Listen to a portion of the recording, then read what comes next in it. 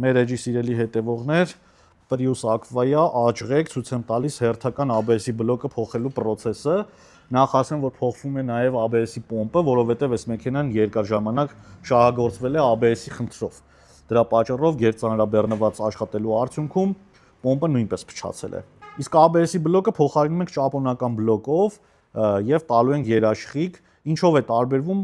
ճապոնական բլոկը ամերիկյան բլոկից։ Տեսեք, այս վերևի տրուբան, այս շատ կարևոր նրբություն է։ Աջ ղեկի վրայից հանվածը ձգվում է աջ կողմից, եթե ձախ լիներ այս ABS-ի բլոկը, կձգվեր ձախ կողմից։ Մեքենան էլ աջ ղեկա, տեսեք, իր հինը աջ կողմից է ձգած։ Այս նրբությունը հիշեք, նաև այս հատվածում